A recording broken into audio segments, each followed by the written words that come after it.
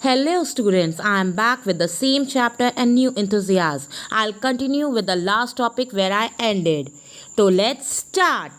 As the years rolled by, we saw less of each other. जैसे जैसे समय बीतता गया हम एक दूसरे को कम से कम देखने लगे. For some time she continued to wake me up. कुछ दिनों तक वो मुझे सुबह जल्दी उठाया करती थी और स्कूल के लिए तैयार किया करती थी. लेकिन जैसे जैसे समय बीतता चला गया उन्होंने इसमें भी, और जब मैं वापस आता था तो वो मुझसे पूछा करती थी कि आज मुझे टीचर ने क्या पढ़ाया, और मैं उन्हें इंग्लिश के वर्ड्स बताया करता था और कुछ चीज़ें बताया करता जो कि वेस्टर्न साइंस और लर्निंग से रिलेटेड थी. Law of gravity, Archimedes principal, the word being round etcetera. जो जो भी मुझे इंग्लिश में स्कूल में पढ़ाया जाता था वो सब मैं आके दादी माँ को बताता था.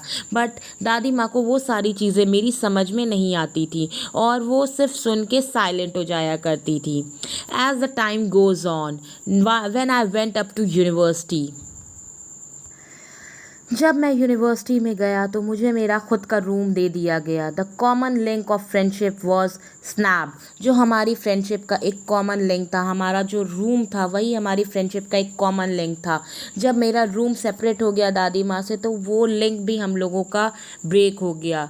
मेरी दादी माँ ने सेक्लूजन यानी अकेलेपन को अपने एक्सेप्ट कर लिया और उन्होंने उसमें कुछ भी नहीं इंटरफेरेंस किया. एक तरीके से उन्होंने अपने आप को रिज़ाइन कर दिया. उस सेक्लूजन को एक्सेप्ट करते ही खुद को उसके आगे रिज़ाइन कर दिया. अब वो सिर्फ अपने स्पिनिंग व्हील यानी चरखे को चलाती रहती थी और लोगों से बहुत कम बात करती थी. From sunrise to sunset she sat by her wheel spinning and reciting prayers. सुबह से लेकर शाम तक वो अपने चरखे के आगे, स्पिनिंग व्हील के आगे बैठी रहती थी और अपनी प्रेयर्स को रिसाइट करती रहती थी.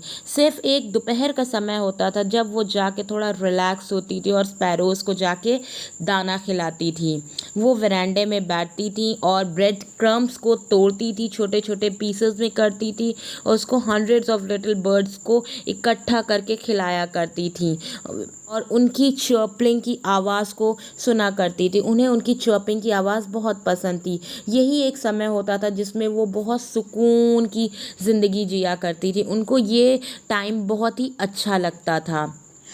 कुछ बर्ड्स उनके लेग्स के पास आके पर्च किया करती थी और कुछ उनके शोल्डर पे, और उनमें से कुछ एक तो ऐसी थी जो उनके सर पे आके पर्च किया करती थी, पर वो कभी भी उनको शू करके हटाया नहीं करती थी. वो उनको पर्चिंग को बहुत इन्जॉय करती थी और उनके साथ अपना ज़्यादा से ज़्यादा समय स्पेंड करना पसंद करती थी. ये उनकी पूरे दिन का सबसे हैप्पीएस्ट हाफ एन आवर होता था जिसमें वो अपने आप को बहुत ही खुश महसूस किया करती थी.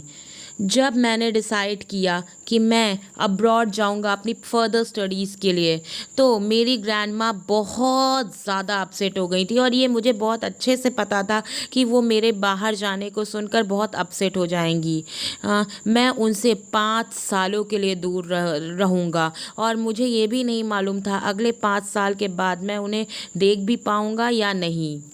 वो ये सुनकर ज़रा भी सेंटिमेंटल नहीं हुई. मुझे ऐसा लग रहा था कि जब उनको पता चलेगा तो वो बहुत अपसेट हो जाएंगी, लेकिन जब मैंने ये देखा कि वो बिल्कुल भी सेंटिमेंटल नहीं है तो मुझे बहुत शॉक लगा. और इनफैक्ट वो मुझे रेलवे स्टेशन तक छोड़ने भी आई, बट उन्होंने कुछ बोला नहीं, ना ही अपने इमोशंस को दिखाया हम लोगों को कि वो कितनी सैड हैं. उनके लिप्स सिर्फ प्रेयर्स कर रहे थे. Her mind was lost in prayer. Her fingers were busy telling the beads of her rosary. Silently she kissed my forehead. उन्होंने चुपचाप से मेरे माथे को किस किया और मुझे बाय बोला. मुझे पता नहीं क्यों बार बार ऐसा लग रहा था कि कहीं ये मेरे लिए उनका last Sai of physical contact ना हो.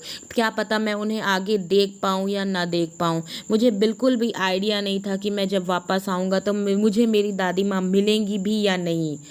But that was not so. लेकिन ऐसा कुछ भी नहीं हुआ. जब मैं 5 सालों के बाद वापस आया मैंने उन्हें फिर से स्टेशन पे देखा और वो वैसी ही लग रही थी, एक दिन भी बूढ़ी नहीं लग रही थी. She still had no time of words and while she clapped me in her arms. उनके पास आज भी बोलने के लिए कोई शब्द नहीं थे और उन्होंने मुझे सिर्फ अपने आर्म्स में जकड़ लिया, मुझे हग कर लिया, टाइटली हग दिया.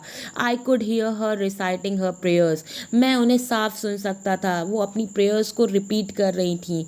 फर्स्ट डे जब मैं आया उनके लिए वो सबसे हैप्पीएस्ट मोमेंट था। उन्होंने स्पैरोज़ के साथ भी ज़्यादा टाइम नहीं स्पेंड किया और उन्होंने अपनी प्रेयर्स नहीं की, नेबरहुड की विमेंस को कलेक्ट किया और उनके साथ में ड्रम बजाने लगी और गाना गाने लगी। कुछ घंटे तक वो ऐसे ही करती रहीं, लेकिन फिर हम लोगों को लगने लगा कि वो एग्जॉस्ट हो जाएंगी, वो थक जाएंगी। हम लोगों ने उन्हें मना किया कि प्लीज़ आप ऐसा मत करिए, लेकिन वो हम लोगों की नहीं सुनी, वो वैसे ही करती रहीं। दूसरे दिन वो बीमार पड़ गईं, उनको फ़ीवर आ गया और जब हमने डॉक्टर को कॉल किया तो डॉक्टर ने बताया कि उन्हें माइल्ड फ़ीवर है। डॉक्टर ने बताया कि अभी वो कुछ देर में ठीक हो जाएंगी। अब यहाँ पे ऑथर कह रहे हैं कि मेरी जो ग्रैंड मदर थी, मेरी दादी माँ थी, उनको पता चल गया था कि ये उनका आखिरी समय है। अब उनके पास वक्त बहुत कम बचा है और वो अब नहीं ठीक होंगी।